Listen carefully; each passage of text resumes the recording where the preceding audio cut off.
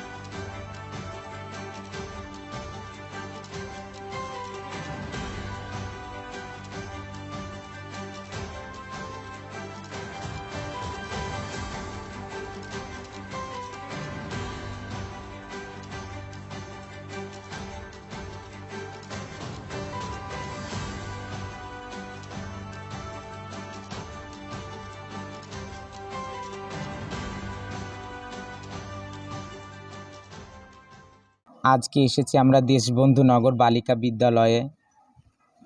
যে সব ছাত্রীরা পড়াশুনো ঠিকমতো করতে পারে না বইগুলোর জন্য, সেই বইগুলো আজকে আমরা এখানে বিতরণ করতে এসেছি ছাত্রীদের মাঝে, ক্লাস 9 ক্লাস 10-এর ছাত্রীদের, যারা পড়াশোনায় অনেক ভালো, যাদের পরিবারের অনেক হয়তো সমস্যা থাকতে পারে, সেই সব সমস্যার সম্মুখীন হয়ে তারা বই কিনতে পারে না, সেই বইগুলো তাদের হাতে আমরা আজকে তুলে দিচ্ছি। যে টাইমটা আমাদের পড়াশুনোর কথা, সেই টাইমটা আমরা পড়াশুনো ঠিকমতো করতে পারিনি। এইটাই আমার মতো অনেকেই যারা রয়েছে তাদেরও মনের ভিতরে একটা এই ক্ষোভ যে আমরা ঠিকমতো পড়াশুনো করতে পারিনি।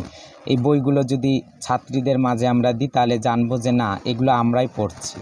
ভালো লাগলো। এখানে আমরা এসেছি 15 জন, মানে গুরুমা আছে পিপাসা হালদার, ওনার জন্যই। আর এর আগেও এখানেও করেছি, অন্যান্য স্কুলেও দিয়ে এসেছি, সব জায়গায় আমরা করি। আমাদের জলপাইগুড়ি বৃহন্নলা আস্থা ওয়েলফেয়ার সোসাইটি যারা সদস্যরা আছে তারা আমাদের সাথে যোগাযোগ গত বছর দিয়েছিলেন তারা বই। গত বছর সব ক্লাসকেই 2-3টে করে বই সেট, মানে ফার্স্ট সেকেন্ড থার্ড যারা, তাদেরকে দেওয়া হয়েছিল গত বছর। তা ওনারা বললেন যে এবারও ওনারা দেবেন এবং বেশি পরিমাণে দেবেন।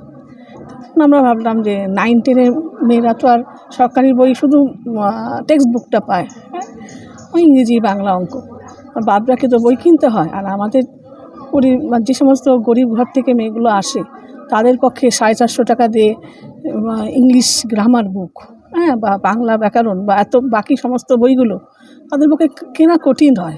তখন আমি ভাবলাম যে 9-10-এর মেয়েদেরকেই আগে দেওয়া হোক বই। আর 9-10-এর মেয়েদেরকে, যে কটা মেয়ে আছে সবার জন্য বই কেনা হয়েছে এবং তার জন্য সেই বাবদ যত টাকা আছে সমস্ত ওনারা দেবেন এটা বলেছেন। এবং এটা পাওয়ার পরে মেয়েরা তো আপনারা দেখলেনই অনুষ্ঠানটা, কত পরিমাণ খুশি হয়েছে মেয়েরা। আর ওদের বাবা মারাও তো আমাদেরকে অনেকে বলেছে যে দিদিমণি একটু সাহায্য করুন। আমরা কী করি, আমাদের নিজেদের যখন সাহায্য করতাম, হয়তো একজন মেয়ে যারা খুব ভালো স্টুডেন্ট তাদেরকে দিলাম, ধর 2-3-4 মেয়েকে, তো পুরো ক্লাস ধরে দেওয়া সেটা তো সম্ভব হয় না। তা ওনারা কিন্তু সেটা করেছেন, পুরো ক্লাস 10-এর পুরো ক্লাসকে দিলেন, 9-এর পুরো ক্লাসকে দিলেন, মোট 9-10 মিলে 30 জন স্টুডেন্টকে পুরো বই দেওয়া হয়ে গেল। খুব আনন্দ হচ্ছে, খুব খুশি হচ্ছে, আমরা পড়াশোনা করতে পারবো। আমার বাবা একটু টাকা পয়সার ছিল একটু কম, মানে তার জন্য আমার খুব খুশি হলো যে আমি বইটা পাইছি, পড়াশোনা করব। আর সেটা দিয়ে আমাদের প্রচণ্ড হেল্পও হবে। আমাদের মানে এমন আছে যারা আমরা এখনও বই কিনে উঠতে পারিনি, তো এই বিষয়ে আমাদের খুবই হেল্প হয়েছে, তার জন্য আমরা খুবই কৃতজ্ঞ, সারা জীবন থাকবো কৃতজ্ঞ। দিদিরা আমাদের বই দিয়ে গেছে, তার জন্য আমরা খুবই খুশি, অনেক খুশি, অনেক কিছু প্রচুর কৃতজ্ঞতা তাদের জন্য। কারণ তারা আমাদের মানে এত বড় একটা হেল্প করলো। তারা আমাদের কাছে একটা জিনিসই চেয়েছে, যাতে আমরা রেজাল্টটা খুব ভালো করি। আমরা আপ্রাণ চেষ্টা করব যে তাদের মান রাখার জন্য।